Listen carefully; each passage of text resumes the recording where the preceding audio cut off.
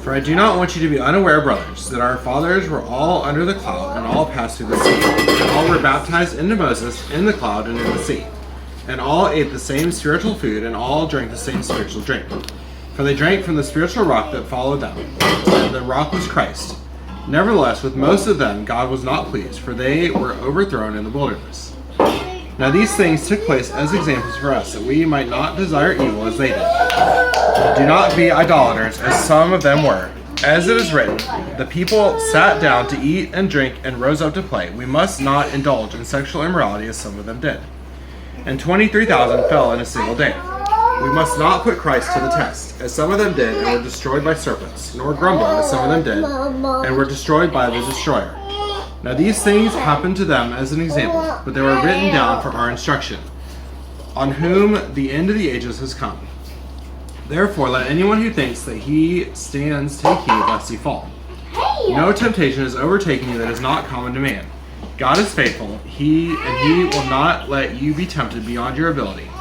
But with the temptation he will also provide the way of escape, that you may be able to endure it. Therefore, my beloved, flee from idolatry.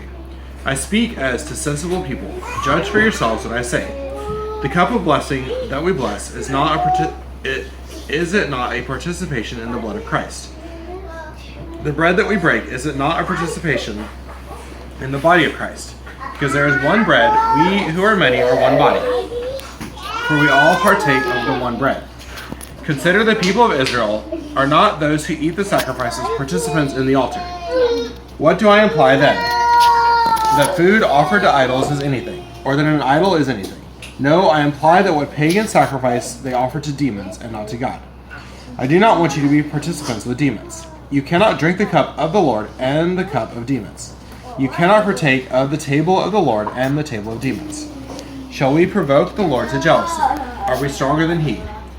All things are lawful, but not all things are helpful. All things are lawful, but not all things build up. Let no one seek his own good, but the good of his neighbor. Eat whatever is sold in the meat market without raising any question on the ground of conscience. For the earth is the Lord's and the fullness thereof. If one of the unbelievers invites you to dinner, and you are disposed to go, eat whatever is set before you without raising any question on the ground of conscience. But if someone says to you, this has been offered in sacrifice, then do not eat it, for the sake of the one who informs you, and for the sake of conscience. I do not mean your conscience, but his. For why should my liberty be determined by someone else's conscience? If I partake with thankfulness, why am I denounced because of that for which I give thanks? So whether you eat or drink or whatever you do, do all to the glory of God.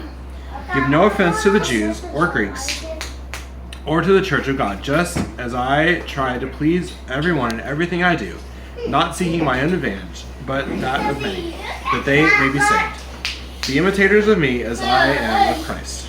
This is the word of the Lord. Thanks be to God.